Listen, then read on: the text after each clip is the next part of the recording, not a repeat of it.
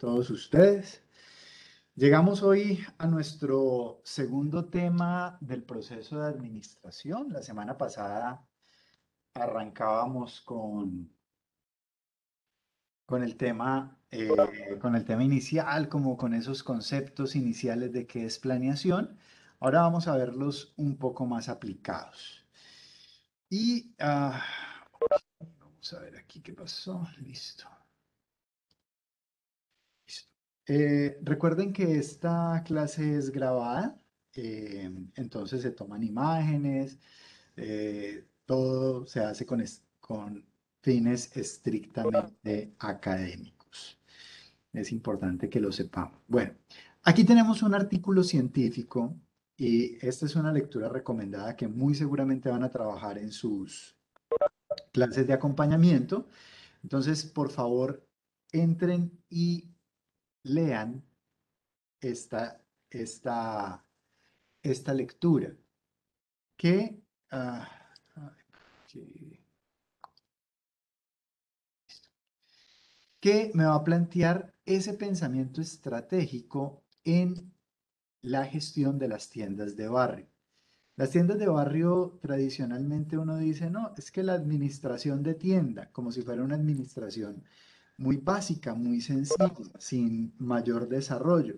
Y puede que sea así, puede que una tienda de barrio no tenga un proceso de planeación, que don Tito, el de la esquina, doña María, la de la mitad de la cuadra, pues no tengan un pensamiento tan administrativo como ustedes lo van a desarrollar. Pero las tiendas de barrio tradicionalmente sostienen familias enteras y logran dejar recursos y logran dejar dividendos y logran unas, eh, unas lógicas muy interesantes. Entonces, en este artículo, los autores, que incluso una de las autoras es nuestra profesora Ana Judith, nos hablan un poco de ese pensamiento estratégico, del pensamiento estratégico en lo común, en la cotidianidad, en elementos que van a hacernos de mucha utilidad. Que realmente uno dice, pero ¿y entonces para qué estudia administración si hasta una persona de una tienda de barrio tiene pensamiento estratégico? Y es que no es el estudio de la administración, el pensamiento estratégico tiene que ver con la forma de tú analizar, de tú ver los entornos. Eh, y a veces no hace falta tanta teoría para uno desarrollar pensamiento estratégico. Entonces, de alguna manera, lo que les quiero decir es que el pensamiento estratégico no depende tanto de todo lo que tú estudies, sino que depende más de la habilidad que tienes para analizar todo el entorno y analizar diferentes cosas. Por eso dice, la recomendación se centra en definición de estrategias y toma de decisiones centradas en el pensamiento estratégico para contrarrestar las amenazas. Es decir, en esa forma de cómo analizo todo el contexto para poder llegar a tomar conclusiones.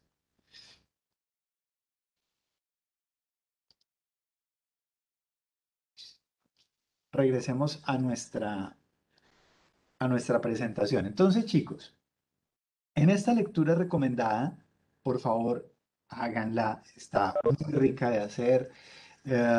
Miren las diferentes posturas que hay allí, porque va a complementar el tema que vamos a hablar hoy, pero además les va a ayudar en su clase de acompañamiento para que puedan aclarar algunas de las cuestiones que nos quedan en el día de hoy. Veamos un poco qué es y qué no es planeación estratégica. Ojo, una cosa es hablar de planeación y otra cosa es hablar de planeación estratégica. Tú puedes planear algo, pero la estrategia consiste en, vuelvo y repito lo que decía hace unos instantes, tener la capacidad de analizar todo el entorno y saber cómo me voy a mover. El ejemplo que siempre les pongo y que semana tras semana se los estoy reiterando. Las organizaciones es como un tablero de ajedrez.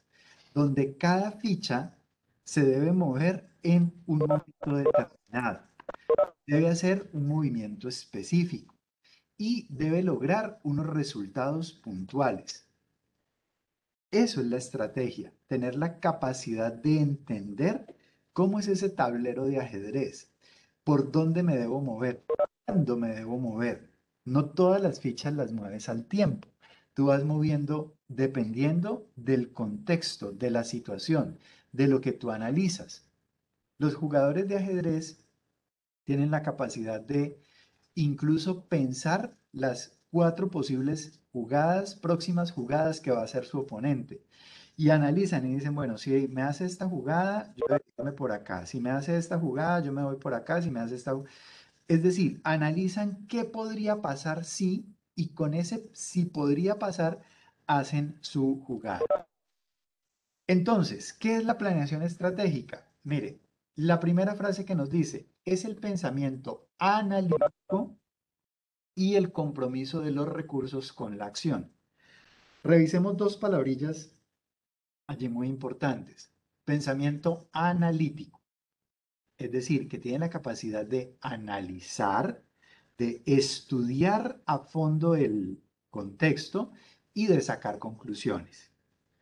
Primera palabra, analizar, que tiene toda una cantidad de acciones. El análisis no es solamente la observación, es cómo observo, cómo aprendo, cómo saco conclusiones, a partir de lo que veo, de lo que aprendo y de lo que sé previamente para sacar conclusiones. Y una segunda palabra, compromiso, compromiso. Y se los quiero explicar con un ejemplo muy cotidiano. Unos huevos con tocino. La gallina participa de los huevos con tocino porque pone el huevo, pero lo puso, ya, y lo cacareó y listo. Pero el marrano se compromete porque pone su vida, porque pone su pellejo, se involucra de tal manera que incluso da hasta su vida. Entonces miren que en la planeación estratégica se requieren dos cosas: pensamiento analítico, pero además pasión, entregarse, darlo todo. Es decir, todos esos recursos, entregarlos a la acción. Si yo ya analicé, si yo ya estudié, pues muy seguramente podré utilizar mis recursos para llevar a cabo esa acción. Se ocupa del carácter futuro de las decisiones actuales. Ojo, se ocupa del carácter futuro de las decisiones actuales. Es decir, ¿qué puede ocurrir en un futuro con la decisión que tome hoy? La planeación estratégica luego viene a tener un complemento con un tema que se llama la prospectiva. La prospectiva es ese elemento en el cual yo estudio qué escenarios posibles pueden haber en el futuro. Normalmente cuando estamos empezando a hacer planeación estratégica, uno dice, mire, en el futuro pueden haber tres opciones posibles. En principio, pueden haber muchas más, pero en principio analice estas tres cosas. ¿Qué pasa si todo sale mejor de lo que usted esperaba? Voy a invertir este dinero en comprar esta máquina. ¿Qué pasa si me bajan los aranceles, la máquina viene con un premio, si me produce más de lo que dice la caja? ¿Qué pasa si sucede lo mejor y un escenario idealista? ¿Qué pasaría si todo funciona, mejor dicho, mejor de lo que esperaba? Escenario uno. Escenario 2. ¿Qué pasa si todo sucede normal, común y corriente? Lo que yo había planeado salió tal cual como estaba. Tercer escenario, el negativo. ¿Qué pasaría si lo que yo había planeado se desbarata?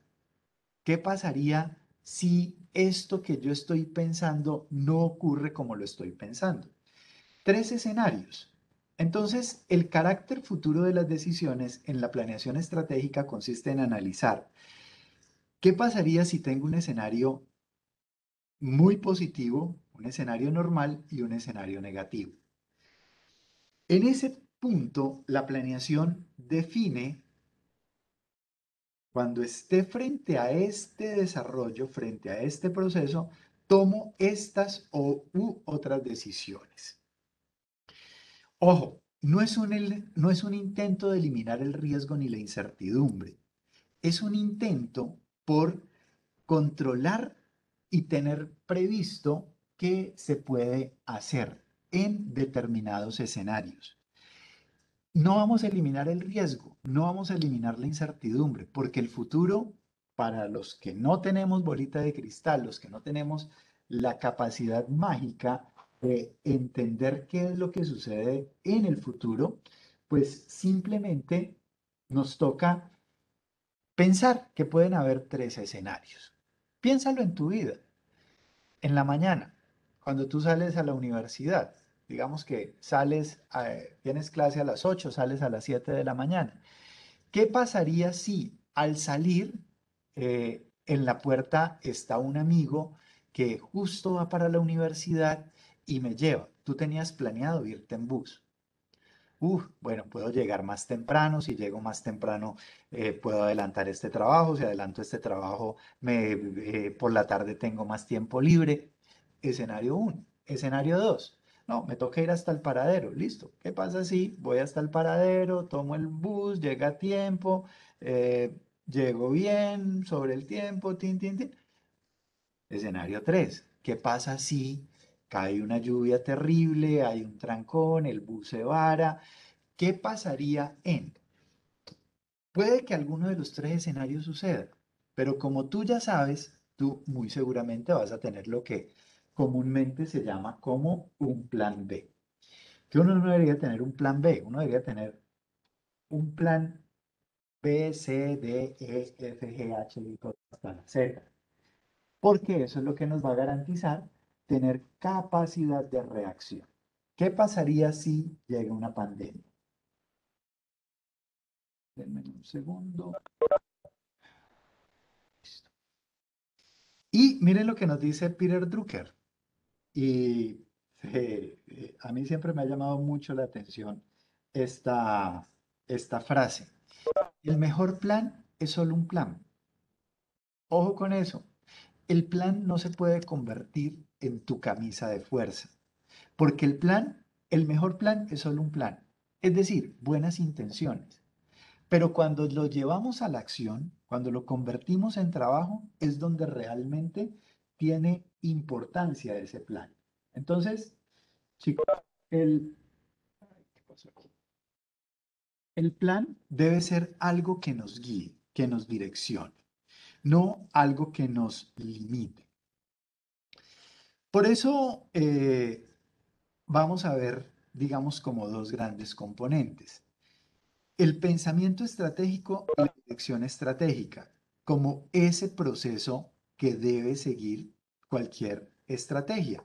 Es decir, ese conjunto de etapas y actividades que le permiten a la organización fijar su norte y determinar las actividades suficientes y necesarias para desarrollar y poder alcanzarlo.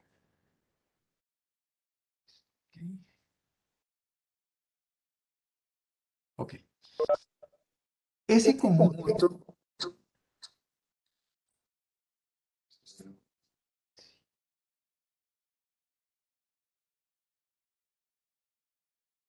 Listo.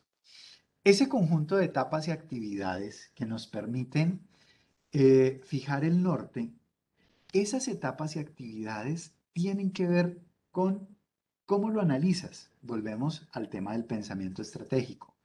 Pero no es solamente cómo lo analizas, sino cómo lo direccionas, cómo lo llevas a la acción. Mira que en la diapositiva anterior, Peter Drucker nos está diciendo que se requiere la acción. Si no hay acción, no hay absolutamente nada. El plan se queda en un muy bonito discurso. Entonces, en ese sentido, ¿cuáles serían esas etapas del proceso de la dirección estratégica? Noten que al lado izquierdo nos habla de la gestión organizacional. ¿De dónde surge este proceso de dirección estratégica? proceso de dirección estratégica que nace o que se complementa, mejor, no nace, se complementa, se articula, se da de manera paralela con el pensamiento estratégico. Arranca por el análisis y la formulación. Análisis, ya lo dijimos, es la capacidad de estudiar el entorno, eh, estudiar el entorno y al observarlo, sacar unas conclusiones. Cuando yo saco esas conclusiones, cuando yo digo, ok, está como oscuro, puede que hoy llueva, llevo sombrilla, llevo busito, en fin, estoy analizando, sé qué puede suceder y el, a partir de ahí tengo algunas acciones. En el pensamiento estratégico y en la dirección estratégica, ese análisis nos debe llevar a una formulación. Es decir, nos debe permitir hacer el plan, nos debe permitir escribir ese plan, saber qué es lo que tengo que hacer y qué es lo que tengo que desarrollar. Ahora más adelante, o posiblemente en la próxima clase, el profe Alonso nos va a hablar de esos instrumentos de análisis, como la matriz DOFA, como la matriz MEFE, como la matriz PESTEL, la matriz MEFI, la MPC, bueno, en fin, hay demasiadas matrices. Puede que no las abordemos en una sola clase, que requiramos más clases y van a ser muy importantes porque en el trabajo de acompañamiento y en el proyecto integrador van a estar siempre presentes esos análisis para poder formular unas estrategias. Es decir, en este momento, en este primer punto, es ese proceso que conduce a la fijación de los principios de gestión de las organizaciones. Luego que hacemos análisis y formulación, como decía Peter Drucker, si no lo llevamos a la acción, se queda en nada. Es decir, es un buen plan, pero hay que ejecutar. De nada sirve tener buenas ideas si no se ejecutan. En el ámbito directivo, nos encontramos muchas veces con gente, jefes, directivos que tienen unas excelentes ideas y proponen unas cosas maravillosas y, uff, qué chévere, hagámoslo muy bien, pero, y uno les dice, venga, ¿y usted qué ha hecho? ¿Y usted dónde lo tiene? Cuénteme, muéstreme. O sea, usted dice que hagamos la super estrategia, muéstreme en cuántas empresas usted la ha aplicado. Y entonces nos damos cuenta que hay gente muy buena para pensar, para analizar, para formular, pero que no pueden ejecutar. Ahora, también nos encontramos con mucha gente que usted le dice que haga y hace, pero no le dice, si usted le dice que piense, que formule, que analice, no es capaz. De eso nos vamos a encontrar en las organizaciones. Y ese es, digamos, la belleza de la gestión organizacional, porque nos permite coger los talentos de unos, que son muy hábiles para pensar, para formular, para idear, los talentos de otros, que son muy buenos para ejecutar, unirlos y llevar a la organización a un buen término. Muy seguramente cuando estemos hablando de liderazgo y dirección, vamos a hablar de esas características en un par de módulos más adelante, porque ese liderazgo necesita tener la capacidad de reconocer esas potencialidades. Entonces, una vez yo analizo y formulo, debo ejecutarlo. Pero ojo, en la organización no soy solamente yo, somos todo el grupo. El grupo ejecuta. Es decir, en esa ejecución, como líder, debemos tener la capacidad de organizar y dirigir diferentes operaciones, informando cómo, cuándo, quiénes lo llevan a cabo.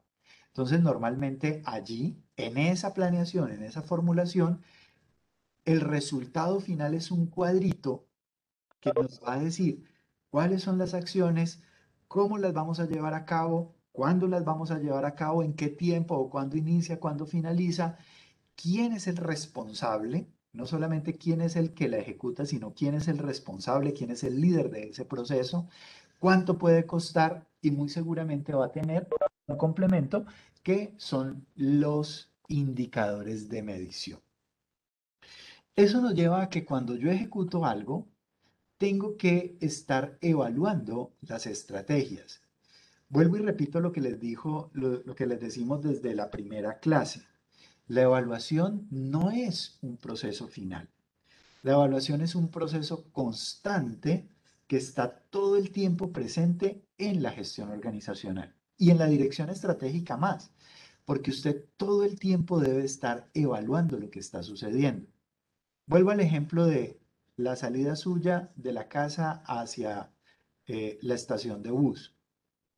Usted llega a la puerta de su casa y se da cuenta que está lloviendo. Se devuelve por la sombrilla, por el saquito. Llegó a la portería de su unidad residencial. Se acordó que dejó el celular. Se devuelve por el celular. Si usted espera llegar a la universidad para evaluar cada momento, le dice, ah, jue madre, me mojé porque no traje sombrilla.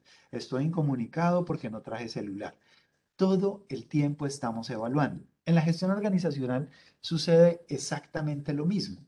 Como en la planeación, en el análisis, yo me planteo unas metas. Entonces yo digo, a diciembre tener el 15% de las ventas, aumentar el 15% de las ventas. Estoy en marzo, ok, para llegar a diciembre con el 15%, eso quiere decir que en marzo debo haber aumentado el 2%, en abril el 5%, en mayo y junio cero porque no se mueven. Entonces yo voy evaluando cómo va mes tras mes, día tras día, dependiendo de lo que haya formulado. Esa evaluación de estrategias, esa comparación del desempeño obtenido con las metas que me he planteado en la planeación estratégica, pues me permiten llegar a lo que hemos llamado la triple E, la eficiencia, la eficacia y la efectividad. Entonces miren que el proceso de dirección estratégica, de planeación, es muy sencillo. Analice, identifique, formule un plan, llévelo a cabo y esté permanentemente evaluando. Para el análisis de la formulación, ya decíamos, en esta etapa se fundamenta a partir, miren, tres elementos fundamentales: misión, visión, valores y principios organizacionales y el estudio del entorno. Es decir, para este análisis, yo tengo que hacer el análisis desde lo que soy yo, ¿cierto? Entonces, si cuando tú decidiste estudiar administración, ¿cómo llegas a la conclusión que quieres estudiar administración? Porque me gusta esto, porque me gusta lo otro, porque identificas tus habilidades y tus capacidades, porque sabes quién eres tú. En la organización sucede exactamente lo mismo. ¿Cuál es la misión de la empresa?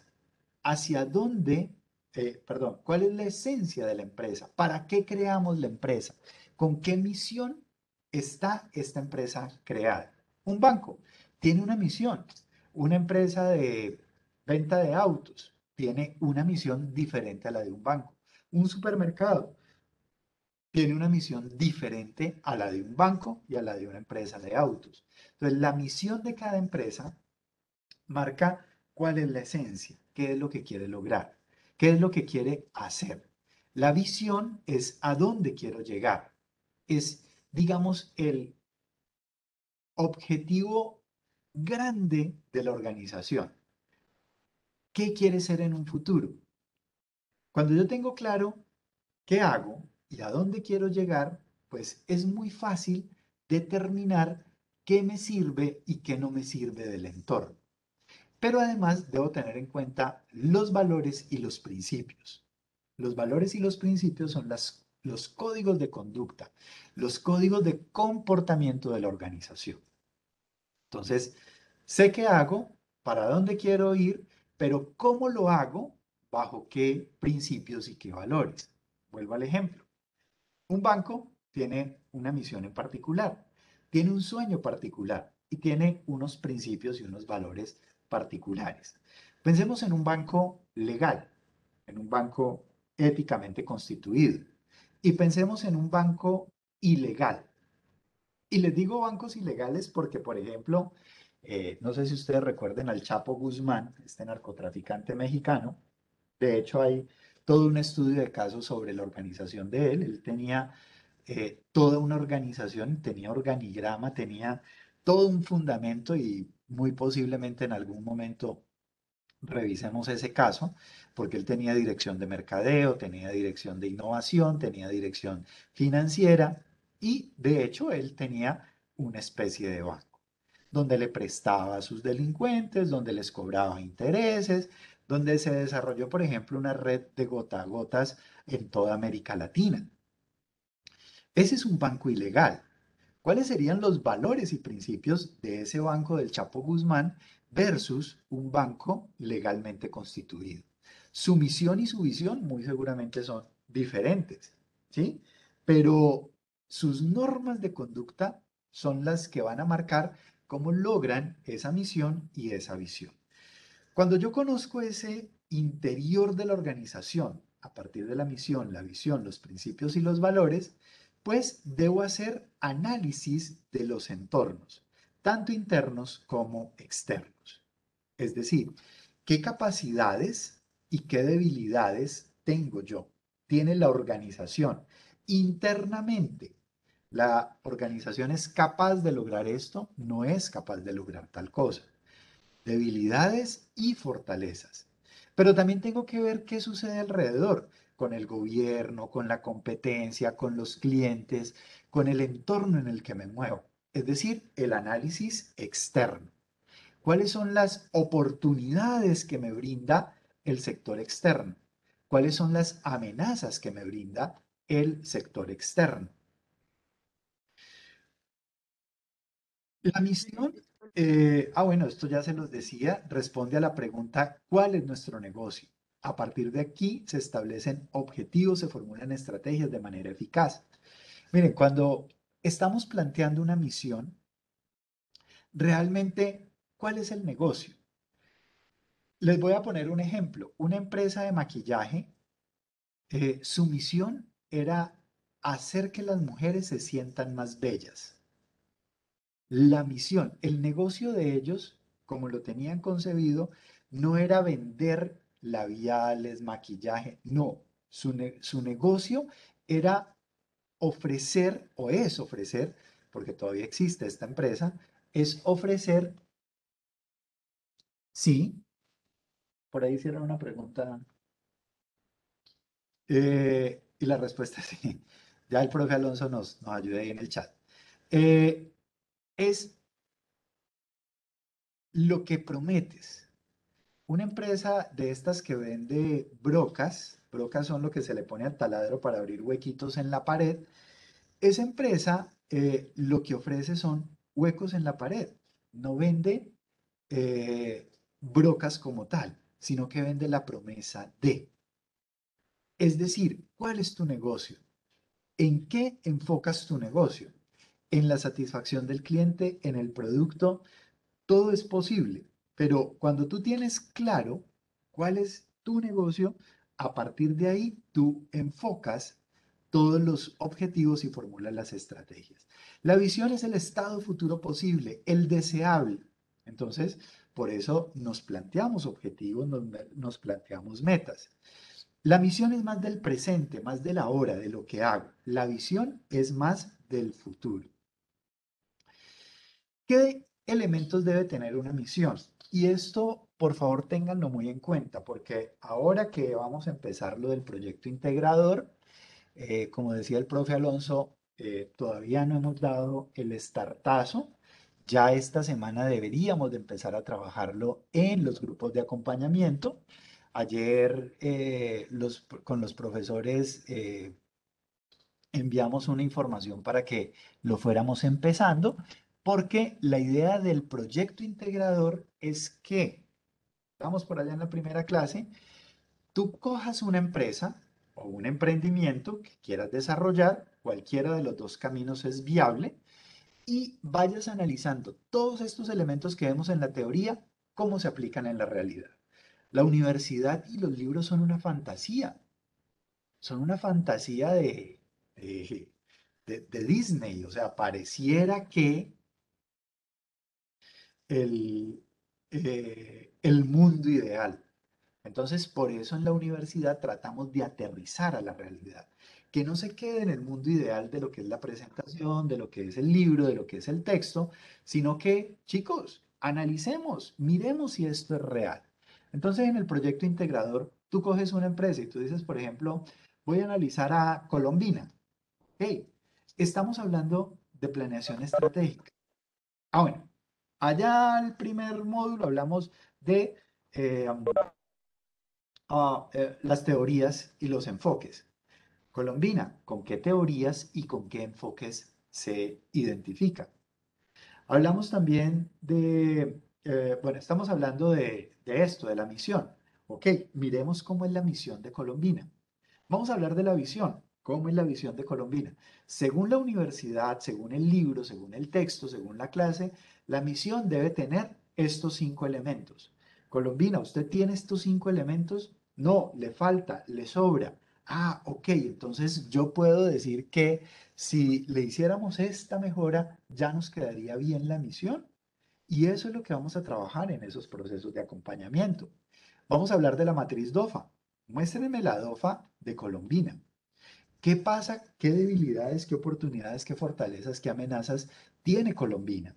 Y hagamos un análisis y a partir de ahí hagamos una evaluación de entornos, unas matrices de evaluación de fortalezas o de debilidades. Entonces, en el proyecto integrador vamos a ir trabajando esos elementos.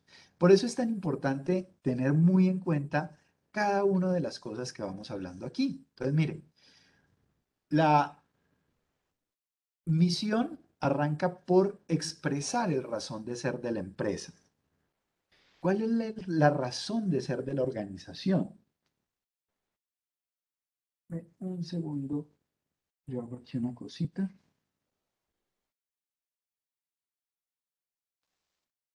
Miren, por ejemplo, que la misión de la Universidad Autónoma de Occidente es integrar con perspectiva internacional las funciones sustantivas de docencia, investigación y proyección institucional para contribuir a la formación de personas con visión humanística. Miren que no es ofrecer carreras, no, va mucho más allá. La misión es integrar con perspectiva internacional. Docencia, investigación y proyección social. Esa es su misión. Por eso todos los procesos tienen que ver con la docencia, la investigación y la proyección social. Lo que estamos haciendo aquí es docencia, pero lo que estamos proponiendo en el proyecto integrador es investigación, investigación en el aula. Y lo que queremos al final es que tú lo expongas, lo socialices en tus clases de acompañamiento, en un encuentro de investigaciones de aula.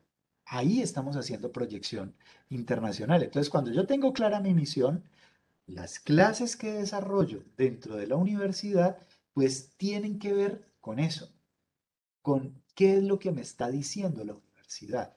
Por eso es tan importante que en la misión quede muy claro cuál es la razón de la empresa, la razón de ser de la empresa, para poder que todo el mundo desarrolle en consecuencia esos elementos. La misión debe entregar pautas para la formulación estratégica. Miren que en la misión de la universidad dice eh, para contribuir a la formación de personas con visión humanística. Me dice, ok, está. Eh, con visión humanística, creativas y emprendedoras. Ah, ok. O sea que lo que yo tengo que hacer, este programa académico me ayuda a formar gente con visión humanística, creativa y emprendedora. Si no, entonces, ¿cómo lo hago? ¿Cómo lo planeo? Esta actividad que me voy a desarrollar, actividad de, no sé, gestión académica, de registro de notas, ¿cómo lo puedo integrar? La misión nunca es estática. La misión cambia. Miren, por ejemplo, empresas como Nokia, muy seguramente cuando uno dice Nokia, lo primero en lo que se piensa es en celulares. Nokia nació hace más de 150 años fabricando barcos y luego fabricó pañuelos faciales y luego fabricó caucho y luego fabricó caucho para los cables interoceánicos y luego se metió en el negocio de los celulares. Misión que fue cambiando. Además de su formulación, debe comunicarse y practicarse. De nada sirve tener una misión muy bonita escrita si no la comunico. Y no se trata de colgarla en la pared de la organización, es cómo constantemente lo estamos trabajando. Debe incluir comportamientos, o sea que debe hablarnos de los valores, de los principios y debe crear compromisos. Cuando usted está frente a un nuevo empleado, pues le dice, mire, esta es la misión, ¿está de acuerdo? No está de acuerdo. La visión, por su lado, es un futuro deseado. Como lo decíamos hace un par de diapositivas, mientras la misión es más actual, la visión es más de futuro. Como es un futuro deseado, señala una dirección, hacia dónde vamos, hacia dónde queremos ir. Como decía mi abuelo, si usted no sabe para dónde ir, cualquier camino le sirve. Entonces, muchas veces, y regreso al artículo que les comentaba al comienzo, la tienda de barrio, muy seguramente el don Tito no sabe para dónde quiere ir, él quiere simplemente tener un negocio que le permita pagar el arriendo y darle de comer a su familia, pero él no, nunca se ha planteado que ese negocio puede crecer y puede llegar a convertirse en un gran supermercado, porque no le interesa. Entonces, si él no sabe, si él no tiene esa perspectiva de futuro, pues simplemente va a ser la misma tienda de barrio y tú te vas del barrio y llegas 15 años después y vas y ves a... Lo único que ha cambiado es que Don Tito está más viejito, pero que sigue siendo la misma. Cuando tú tienes claro a dónde quieres llegar con ese futuro deseado, pues tú empiezas a trabajar en esa dirección. Al igual que la misión debe ser conocida por absolutamente todos, pero debe estar escrita de una manera amplia, inspiradora, que motive, que lleve uy, qué rico meterse en este cuento, porque si no se vuelve un ladrillo. Miren, por ejemplo, lo que dice la Universidad Autónoma frente a su visión. Ser una universidad que potencia el desarrollo regional por su capacidad de articular con carácter local y global las dinámicas científicas, culturales, económicas, ambientales y sociales a sus procesos misionales. Ser una universidad que potencia el desarrollo regional. ¡Wow! Yo quiero trabajar en esta universidad porque amo mi región, porque quiero contribuir a potenciar eso. Y pues nos va a hablar de lo que la empresa desea alcanzar. Voy a regresar un par de diapositivas para hablarles. Estamos viendo misión y visión. Ahora pasemos a análisis de entornos internos y externos. En los análisis de entornos me permite estudiar las circunstancias que rodean e inciden en la organización. Un análisis de entorno es determinante para formular y ejecutar las estrategias del plan, pero sobre todo para detectar las oportunidades y anticiparse a los riesgos. El análisis de los entornos exige analizar cosas externas y cosas internas. En lo externo hay dos tipos de entorno, el microentorno y el macroentorno. El microentorno es lo que está fuera de la organización, pero que es cercano. Los clientes, los proveedores, cosas que me afectan directamente, la competencia. Sin embargo, en lo externo hay algo que es mucho más global, que no está tan cercano a la organización, pero que también me afecta. Por ejemplo, las dinámicas legales, las dinámicas medioambientales, no dependen directamente o no están directamente relacionadas, pero si cambian, me afectan. El análisis interno está sobre todo articulado a lo que es la cadena del valor. El valor, chicos, no es el precio que yo pago por algo. El valor es esa importancia que las personas le dan a algo. Entonces, cuando yo hago análisis interno, estoy ayudando a que esa cadena del valor, a que esa importancia en cada eslabón se vaya mejorando. ¿Qué actividades de soporte tenemos? La infraestructura de la empresa, la administración de recursos humanos, el desarrollo tecnológico, el abastecimiento. Sin embargo, para ese análisis interno, pues hay unas actividades primarias. Es decir, yo debo analizar cómo es la logística interna de la organización. ¿Qué hace? ¿Cómo lo hace? ¿Por dónde lo hace? ¿Cuáles son las operaciones? ¿Cuál es la logística externa? Que aunque es externa, depende de lo que yo hago. ¿Cómo está el mercadeo y ventas y cómo está el servicio? De alguna manera, todas estas actividades de soporte y actividades primarias me permiten tener unas prácticas de sostenibilidad que en ese margen de relacionamiento con el cliente, ahí es donde yo voy a poder analizar cuáles son mis fortalezas en la logística, en las operaciones, en el mercadeo, en el servicio, pero también cuáles son mis debilidades en cada uno de esos aspectos. En el análisis interno, pues ya miramos otras cosas. Y es un análisis del entorno donde me permite identificar qué oportunidades tengo, qué papayazos puedo aprovechar, pero qué amenazas también tengo, que me va a dificultar la consecución de mis objetivos. Esos componentes de análisis tienen que ver con lo económico, que se da en el entorno, subida, bajada del dólar, las políticas públicas internas, quítense el tapabocas, pónganse el tapabocas, las leyes, prohibición a, mayores impuestos a, exención de impuestos en, desarrollos tecnológicos, a la cultura y a los mercados.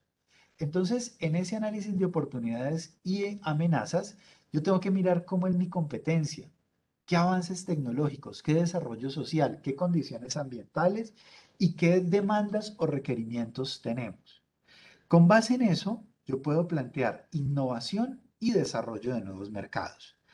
Analizar el entorno externo me lleva a esas innovaciones y nuevos desarrollos de mercados, mientras que el análisis internos me lleva a prácticas de sostenibilidad. Hasta aquí hemos explicado algunos referentes para solucionar el eje problema de la fase de planeación. Recuerden que el eje de problema de la fase de planeación es cómo superar los riesgos e incertidumbres en las organizaciones por falta de planeación, lo cual debilita la estabilidad y crecimiento empresarial, así como la interacción en mercados altamente competitivos. Eh, ok, vamos a ver algo de objetivos y de estrategias. El objetivo es una situación futura deseada. Son los resultados que una organización espera lograr a través de su misión. Es decir, de alguna manera son los fines hacia los cuales se dirigen todas las actividades que la organización quiere desarrollar. Para yo plantear una actividad, tengo que tener claro cuál es, hacia qué me apunta, hacia dónde va esa actividad. Y los objetivos se deben definir por cada una de las áreas de las empresas. De nada sirven si son objetivos aislados. En muchas organizaciones hay empleados que dicen, no, es que yo hago muchas cosas, pero ¿y eso a qué le apunta a la empresa? ¿Para qué le sirve a la empresa? No, para nada. Ah, ok. Los objetivos deben ser medibles y enmarcados en un periodo de tiempo. Miren, medible es que si yo digo voy a crecer en ventas, debo especificar cuánto quiero crecer en ventas. Ser la mejor universidad, para poner un ejemplo. ¿Cómo haces tú para medir que eres la mejor universidad? A veces esa medición no es tan eh, fácil de hacer. O sea, yo puedo decir tener una acreditación de alta calidad a nivel internacional. Ya, eso me marca como una muy buena universidad. No sé si la mejor o la peor, pero eso ya, tener una acreditación, ok, yo puedo medir cuándo cuando tengo esa acreditación. En un periodo de tiempo, en 5 años, en 10 años, en un año, en 3 meses, no. Que sean relevantes, es decir, que sean de verdad importantes para la organización y que sean alcanzables. La Universidad Autónoma, por ejemplo, no puede decir, un objetivo es tener una flota de taxis. ¿Eso qué tan relevante puede ser para la universidad? No, es que son taxis que voy a poner a disposición de los estudiantes para que lleguen más fácil a la universidad. Ah, ok, ahí sí se vuelve relevante. Alcanzable, voy a tener una flota de 100 taxis en un mes. ¿Tengo los recursos? No, eso tengo que hacerlo, tengo que... Ah, ok, entonces, ¿cuándo? Tiene que ser coherente. Es decir, si es relevante, si es importante, ¿qué tanta coherencia tiene con la organización? Tienen que ser claros y sin ambigüedad. Si se presentan para un malentendido, de nada nos sirve el objetivo. Por su lado, la estrategia se refiere a la combinación de medios a emplear para alcanzar los objetivos en presencia de la incertidumbre. Es decir, ¿cuál es nuestra situación actual? ¿Cuál es el camino y cuáles son esos escenarios futuros que podría tener? Acuérdense que les ponía el ejemplo de los 3 escenarios futuros. ¿Qué pasaría si todo sale mejor de lo planeado?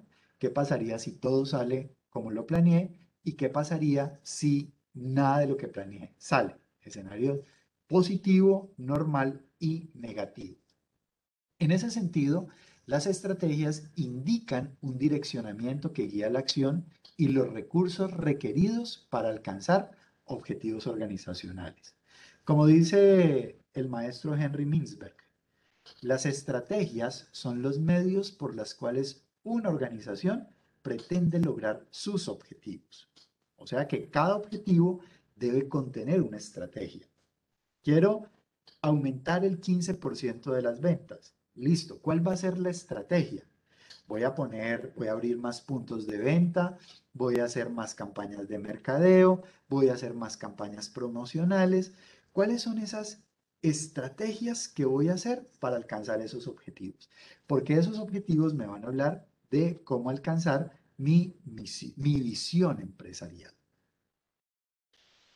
De alguna manera, tanto los objetivos como la estrategia, y sobre todo la estrategia, posibilita el desarrollo de capacidades dinámicas, la identificación de océanos azules y la generación de valor. Esto de los océanos azules tiene mucho que ver con un libro que se llama La estrategia del océano azul. Es un libro grande en conocimiento y en hojas, pero que a ustedes en ese camino que se están formando en ciencias administrativas, que están en mercadeo, que están en administración, que están en economía, en cualquiera de los escenarios de las ciencias administrativas, es un libro de obligatoria lectura. Si les hemos puesto lecturas recomendadas, créanme que este libro, La estrategia del océano azul, se vuelve una lectura obligatoria si quieres marcar diferencia, porque ahí te muestra y te enseña. Vivimos en océanos rojos, en mundos convulsionados, cambiantes, en dinámicas que son demasiado alteradas. ¿Qué pasa si nos pasamos a un océano tranquilo, a un océano azul, a un océano donde hay posibilidades de crecimiento? Ese es el fundamento, esa es la base de la pirámide. Y cuando yo tengo esa posibilidad de identificar océanos azules y de generar valor, pues en la punta de la pirámide vamos a tener esa ruta clara de proyección de la organización. ¿Cuál es el océano azul que quieres para tu emprendimiento, para tu empresa? Y allí puedes plantear la estrategia, el camino, la ruta, la flecha que te va a guiar en tu proyecto organizacional.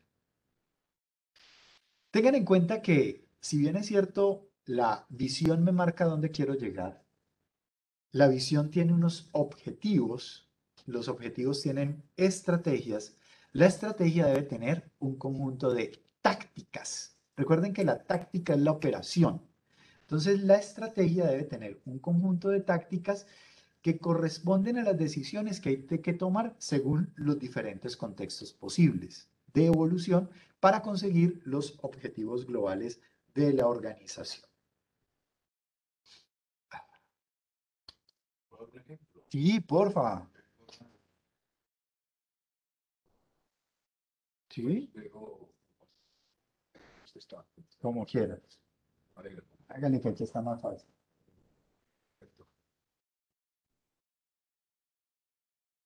Sí tenemos cámara. Saludos, respetados y apreciados estudiantes. Un abrazo. Bueno, lo que pasa es que el profe Diego estaba comentando cosas muy interesantes respecto a lo que son estrategias y cómo que se comprenden esos conjuntos de tácticas y demás. Y yo diría que si hay algo bien, pero bien valioso en todos los procesos de planeación estratégica. Tiene que ver más o menos con un ejemplo que les quiero colocar para que de pronto aterricemos mucho más esos escenarios, que fueron muy bien dilucidados por el profesor Diego Villalobos, pero que parece pues interesante como traer la acotación aquí, a colación, perdón. Entonces, imagínense por favor una empresa del sector textil. Una empresa del sector textil, los accionistas le dicen al gerente general, bueno, respetado gerente general, necesitamos poner a producir esta empresa mucho más porque necesitamos más dinero. Por lo general, las empresas del sector, cualquier empresa de cualquier sector, lo que demanda o solicita siempre es tener un buen recurso, tener una buena utilidad a final de año. ¿Para qué? Para que entre los accionistas se entregue ese dinero.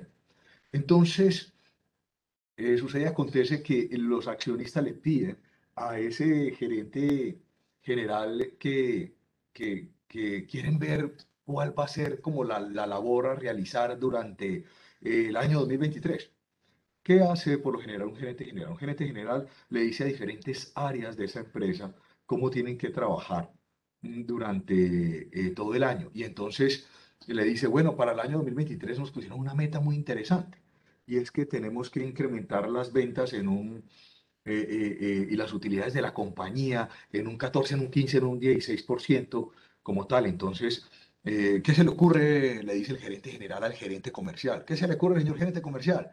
Y el gerente comercial, pues de una, eh, dice, no, pues yo he estado analizando las cosas y de acuerdo al año anterior, de acuerdo al año 2022, de acuerdo al año 2021, que hemos venido teniendo un crecimiento interesante, yo considero, respetado gerente, que nosotros definitivamente podemos crecer en un 15%. Entonces el gerente general lo va a mirar con un poquito de recelo y le va a decir, ah, muy querido, muy chévere, que vayas a crecer en un 15%. ¿Y cómo lo vas a hacer?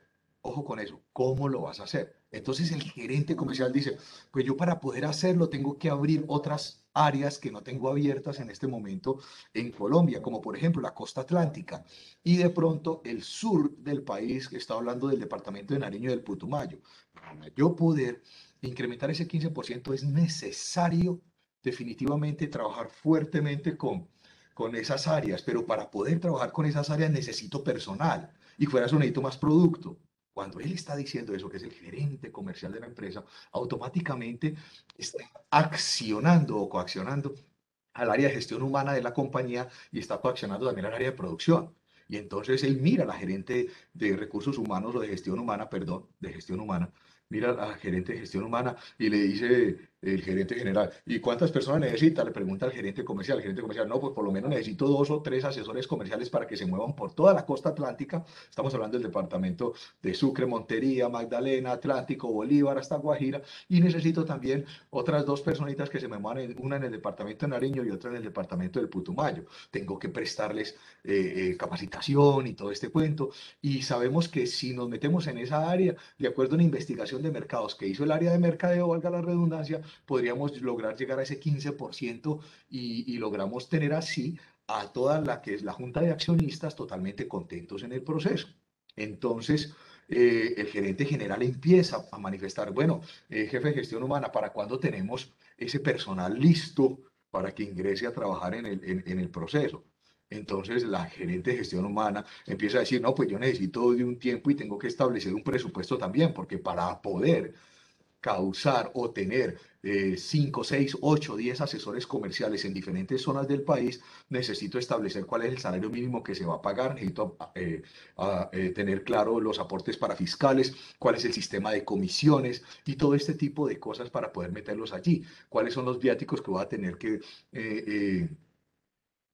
tratar de analizar para poder entregarles a ellos para que se vayan para esas zonas a hacer esas ventas respectivas, esas visitas a esas otras empresas del sector textil. Recordemos que el ejemplo que estamos colocando es en el sector textil. Entonces, pero el gerente comercial levanta la mano y le dice, doctor, le dice al gerente general, pero para poder hacer eso también necesitamos incrementar el producto, porque según el análisis de mercado, para esas zonas de la costa atlántica, se requieren unos productos específicos, que son dos o tres muy claves, pero no así, son totalmente diferentes para la zona sur del país. El departamento del Nariño y el Putumayo, que pues en parte son climas fríos y templados respectivamente, requieren de otro tipo de productos.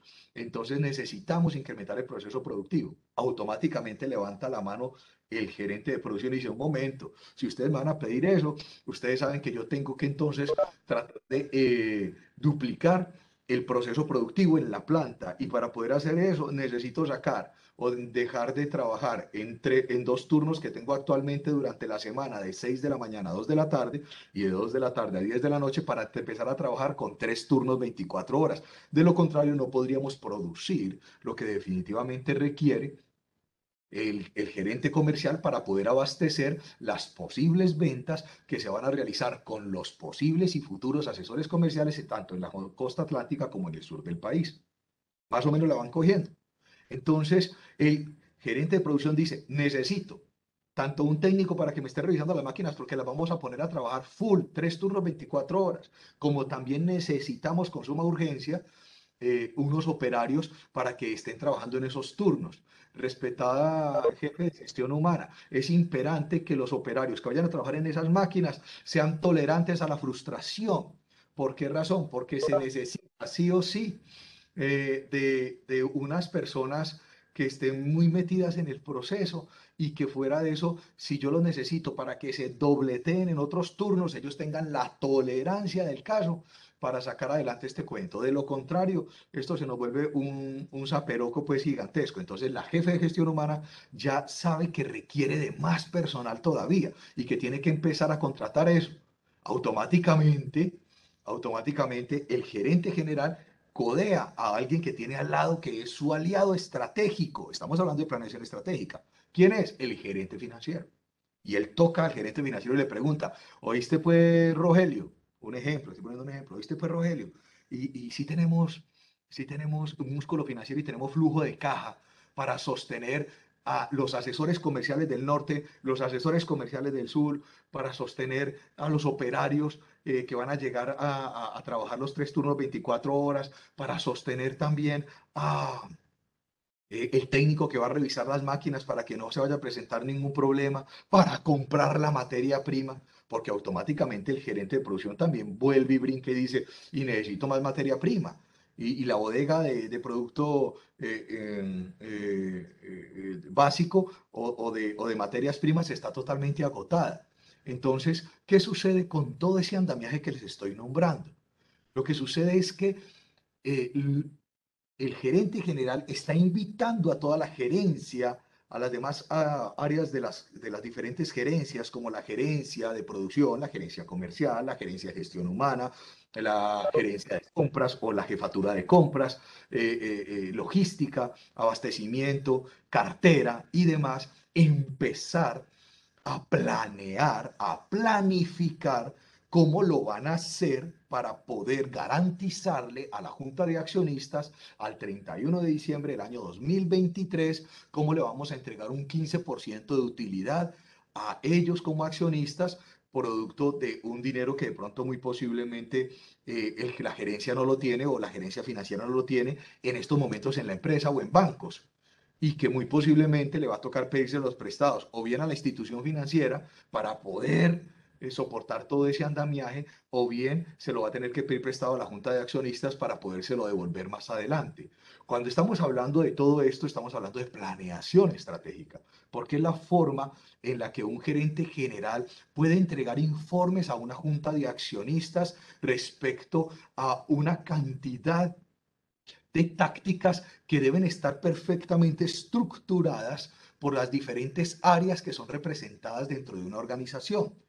Repito, gerencia comercial, gerencia de producción, gerencia de gestión humana, jefatura de compras, ¿cierto? Podemos hablar de ingeniería mecánica, que es la que se encarga de comprar también otras máquinas adicionales para tratar de abastecer el normal funcionamiento de la planta a 3 turnos 24 horas. Necesitamos también incrementar el casino porque nos va a llegar más gente entonces a comer y todo esto. Necesitamos incrementar las brigadas de salud dentro de la empresa. Necesitamos mejorar o acondicionar también el área de sistemas porque posiblemente va a requerir también más de eso. Posiblemente se van a requerir más recursos para, para pagar el servicio de energía porque se va a incrementar. Entonces vemos cómo de una manera perfectamente estratégica las diferentes áreas de una compañía se van organizando de una manera muy estratégica, digámoslo así, ¿sí? Y muy organizadita. Se van empezando a enlazar como los dientes de un piñón para poder que todo el andamiaje de lo que es la estructura administrativa de la empresa pueda funcionar. Entonces, cuando hablamos de planeación estratégica, estamos lanzando como una flecha hacia la diana, hacia el norte, para tratar de dar en el blanco, pero hacerlo no solamente requiere de ello, requiere del arco, requiere de la cuerda, requiere de la puntería, requiere de la velocidad del viento, de una cantidad de factores, la cantidad de luminosidad que se encuentra en el momento, de una cantidad de factores supremamente interesantes. Vemos pues que hablar estratégicamente de planeación nos invita a que si queremos incrementar las utilidades en una empresa en un 15% para un año específico, es menester realizar un plan que tenga como estrategia, lógicamente, llegar a esa cantidad de dinero, que tenga como táctica que va en un tiempo mucho más reducido una cantidad de aspectos interesantes para ayudar a que las diferentes áreas se unifiquen y logren llegar en buen acuerdo a ese buen puerto, por así decirlo, que puedan lograr llegar allí y que puedan hacer las cosas lo mejor posible. Por otro lado, mm, también utilizar otros elementos como la planeación operativa, que es la sumatoria de toda esa cantidad de factores pequeños que se deben empezar a registrar para tratar de hacer las cosas lo mejor posible. Como estamos hablando de planeación, entonces estamos requiriendo mm, de una cantidad de recursos específicos. Si bien pudiéramos fraccionar toda la empresa y dedicarnos únicamente a una sola de las áreas, como es el área de gestión humana, es menester para esa jefatura de gestión humana planificar internamente qué es lo que va a hacer, cómo lo va a hacer, dónde lo va a hacer, por qué lo va a hacer, para qué lo va a hacer, en qué tiempo lo va a hacer. Entonces podemos empezar por una sola. Si yo soy el jefe de gestión humana y sé que necesito asesores comerciales, sé que necesito técnicos para las máquinas, especialistas en prestar mantenimiento, sé que necesito operarios de planta con una muy buena capacidad de resistencia para tratar de iniciar procesos en turnos de trasnocho para que no sean conflictivos, para que no se, que tengan una forma desde el punto de vista de la personalidad un poco sumisa, que no se estresen fácilmente porque la actividad va a ser muy ardua. Si necesito tener líderes que generen una buena asesoría comercial para esos comerciales nuevos que llegarán y demás. Todos esos factores me van a invitar también a llamar la atención al área de, por ejemplo, de cartera y decir, mire, van a llegar asesores comerciales. Estos asesores comerciales van a requerir también de que sean abiertos en el sistema, ingeniería de sistemas, un carnet, una codificación en barras para cada vez que ellos monten equipos en línea. Los mismos pedidos que están haciendo en el norte de nuestro país, Colombia, o en el sur, estén automáticamente codificados con el sistema de producción y se sepa con exactitud qué es lo que se tiene que empezar a despachar. Tiene que estar en línea con el área de logística y de materias de bodegas de producto terminado para poder hacer los despachos correspondientes. Todo es un andamiaje supremamente bien planificado. ¿Qué tiene que hacer la jefe de gestión humana o el jefe de gestión humana? Tiene que empezar a planificar qué va a hacer en el mes qué va a hacer en el mes de enero, de febrero, de marzo, de abril, mayo, junio, julio, hasta diciembre del año 2023 para poder garantizarle a el área de comercial, al área de producción, al área técnica, al área de cartera, a todas las áreas que ella va a ser capaz o este personaje va a ser capaz de suplir todos esos requerimientos, esas urgencias, esas necesidades durante ese tiempo específico, tratando de controlar al máximo posible que no se presenten novedades que después vayan a generar problemas sumamente serios como deserción de personal, X y Y cantidad de cosas. Entonces, desde el punto de vista estratégico, táctico y operativo, el área de gestión humana de una empresa, el área de sistemas de una empresa, el área de ingeniería o de producción de una empresa, el área de gerencia administrativa de una empresa, el área de cartera, de recaudo, el área de cualquiera de las compañías, indirectamente, indirectamente pareciera que realizaran un chiquiplan estratégico cada una de esas áreas. Si bien la planeación estratégica es la que cobija toda la empresa, toda la organización, las empresas pequeñitas, perdón, las áreas pequeñas, como las que acabé de citar, hacen como, por así decirlo, una especie de pequeña planeación estratégica dentro de su área. Y porque tienen que decir, yo tengo que cumplir con toda esta cantidad gigantesca de cosas que me está pidiendo el área comercial y que me está pidiendo el área de sistemas, que me pide el área de producción, que me piden todas las áreas. Entonces ellos empiezan a organizarse durante todo el año de una manera muy juiciosa por metas, como que son los famosos planes tácticos o conjunto de tácticas que corresponden a decisiones que hay que tomar según los diferentes contextos posibles de la evolución de lo que requiere la Junta de Accionistas. Queremos tener una utilidad del 15% con respecto al año 2022. Entonces, el área de gestión humana tiene que empezar a hacer, por así decirlo, por favor, no me malinterpreten, un chiquiplan estratégico de su área, del área de gestión humana. Así también lo tiene que hacer el área de la gerencia de producción. Tiene que hacer un chiquiplan estratégico que dentro de él tiene inmerso un plan táctico y un plan operativo para poder tratar de llevarlo a cabo. ¿Cuál es el táctico? El que va cumpliendo, por así decirlo, mes a mes. ¿Cuál es el operativo? El que va tratando de cumplir semana a semana, día tras día, porque un gerente de producción tiene bajo su cargo coordinadores, tiene bajo su cargo directores, tiene bajo su cargo supervisores de equipos y demás, que están revisando constantemente que el proceso de tejeduría, estamos hablando del sector textil, los que fabrican estos sacos, las camisas, los jeans que usted tiene, los que están en pijamados allá pues en sus casas, los que están bajo las cobijas, todo el sector textil se mueve con esa manufacturación.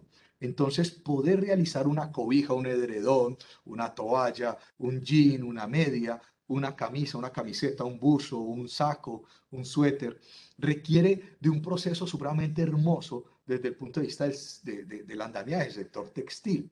Pero todo eso lleva anclado cantidades y cantidades de seres humanos que están detrás de esas máquinas urdiendo hilos, manejando procesos de tejeduría sumamente detallados y muy bonitos. Las máquinas solas no hacen toda esa operación, se requieren seres humanos. Y para poder llevar a cabo todo ese proceso se necesita la operatividad del día a día, de cada turno, de 6 a 2, de 2 a 10 de la noche, de 10 a 6 de la mañana. Estoy poniendo un ejemplo. Y toda esa sumatoria de ese andamiaje gigantesco de la operatividad te entrega unos cumplimientos mensuales que son el proceso táctico dentro del proceso de planeación táctica, dentro de lo que podríamos manifestar es la estructura de todo el proceso de planeación estratégica. Podríamos entonces resumir que la planeación estratégica es la sumatoria de la planeación táctica y la planeación operativa, pero es el deber ser para poder llegar a metas sumamente gigantescas que se trazan las empresas, las organizaciones en el transcurso de un año. Normalmente, como lo comentaba el profesor Juan Diego de una manera muy técnica, él decía, los libros hablan un montón de cosas espectaculares, muchachos, hablan cosas mágicas y de montarse en la alfombra y una cantidad de cosas, pero del dicho al hecho hay mucho trecho. Muchos de los libros y de la literatura que se encuentra en estos momentos a nivel mundial, pues habla de modelos administrativos espectaculares, pero que fueron creados por lo general a nivel de países desarrollados. Aquí el cuento, como lo decía el profesor Diego Fernando, es, es aterrizar esa vaina a los países subdesarrollados, es tratar de aterrizar todos estos procesos a los países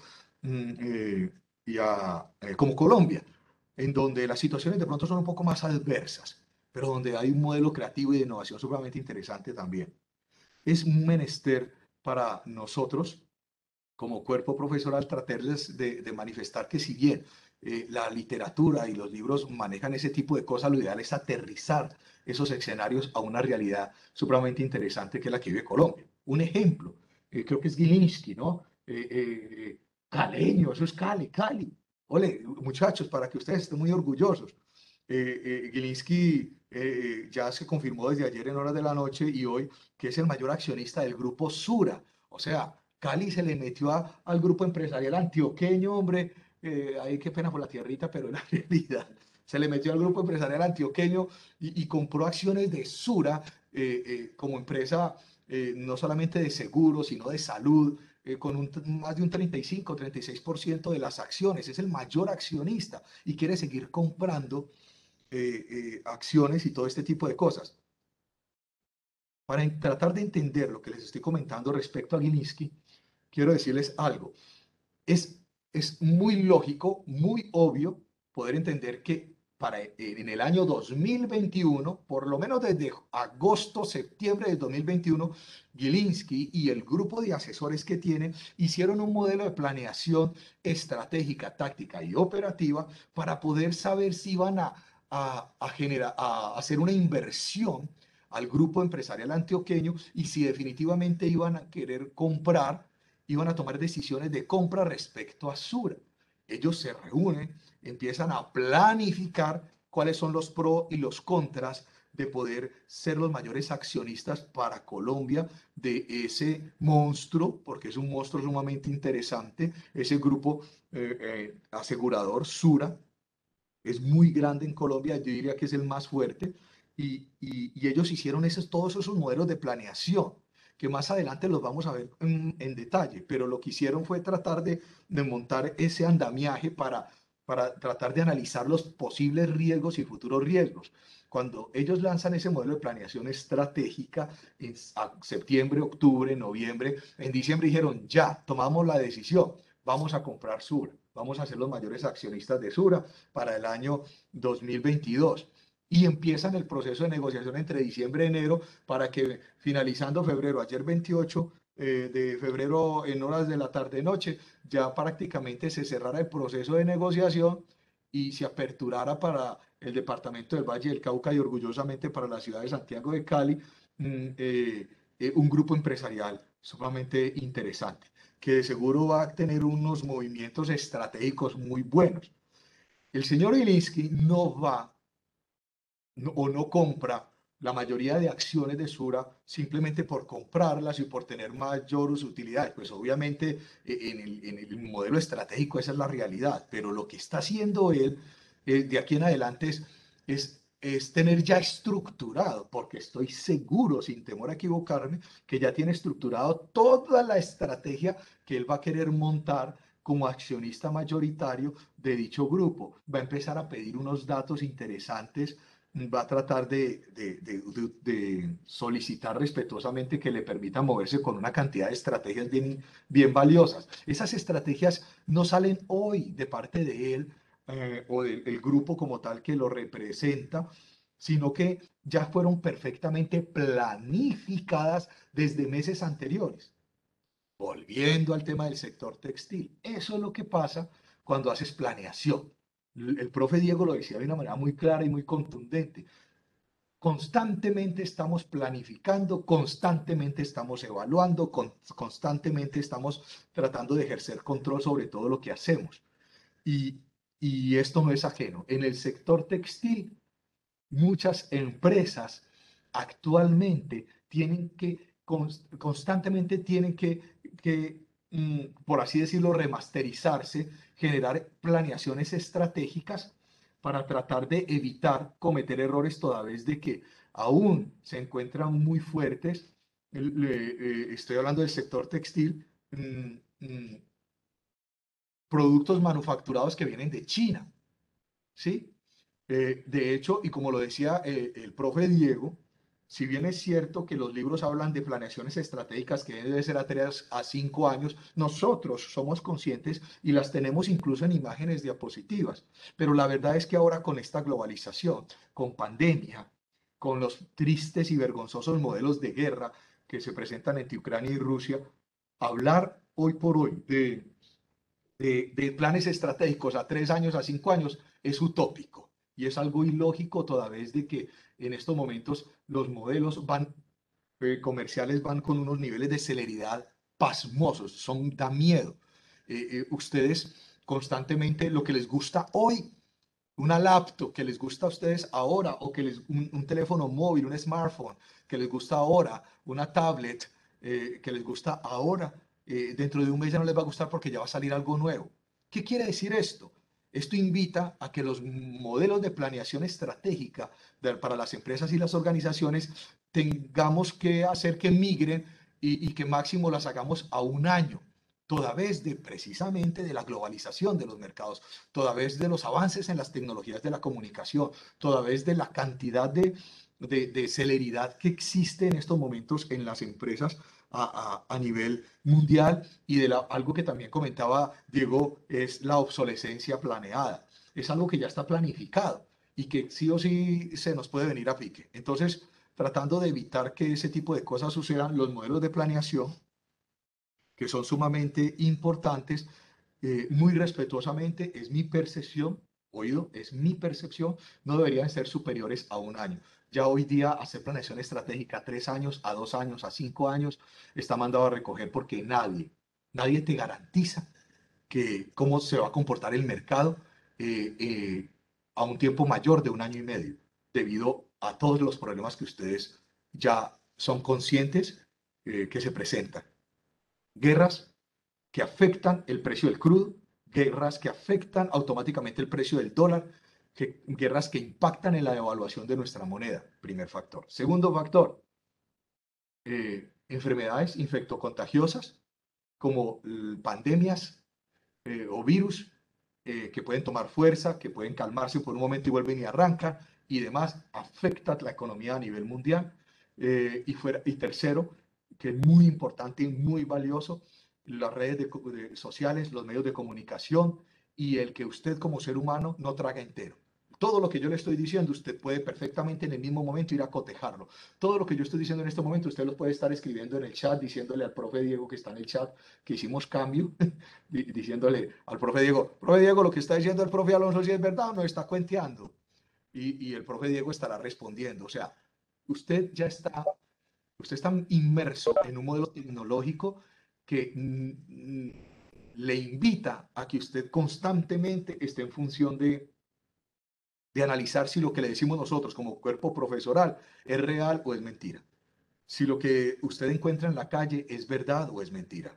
Usted allá en el ya puede comunicarse perfectamente con Israel, con China, con Shanghái, con Taipei, con Ucrania, y puede darse cuenta en vivo qué es lo que está sucediendo. ¿Qué quiero decirle con todo esto? Que usted no traga entero.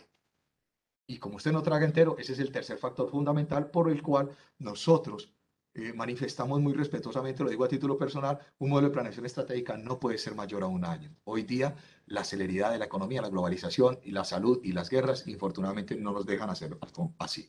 Un abrazo gigante para todos. Los queremos y los respetamos mucho. Los dejo con el profesor Diego. Ay, perdona pues lo lorudo. Un abrazo. Excelente, mi profe Alonso. Muchas gracias. Ya ahí, chicos, les he colocado en el chat lo que vamos a trabajar un poco en la clase de acompañamiento es que planteen estrategias con tácticas que consideren viables para garantizar que una organización no cierre sus puertas. Por favor, vayan registrando sus códigos en el chat para poder tomar la asistencia. Y bueno, pues que tengan un feliz resto de día. Ya son las 8:24. Vamos a ir cerrando. Si tienen alguna pregunta, algún comentario final, pues aquí estamos pendientes. Pero vayan pensando, todo el maravilloso ejemplo y la explicación que nos da Alonso, yo cuando lo escucho hablar, me transporto y veo como toda esa posibilidad y esa riqueza de ejemplo nos permite pensar, ok, ¿qué tácticas tuvieron esas empresas? ¿Qué tácticas desde, el ejemplo que ponía de gestión humana? ¿Cómo gestión humana implementa una estrategia y obviamente unas tácticas para garantizar que esa organización o que determinada organización no cierre sus puertas? Vayan pensando entonces, chicos, para ir concluyendo, esta semana vamos a trabajar en el proyecto integrador. Clave ese proyecto integrador, ya los profesores tienen el formato, igual ustedes lo pueden descargar, está en la primera parte, no es sino arrancar. Y vayan pensando todo lo que estamos viendo, cómo lo podemos analizar en una empresa o en un emprendimiento real. Un abrazo, que tengan un feliz resto de día y una muy buena semana. Chao, chao, nos vemos.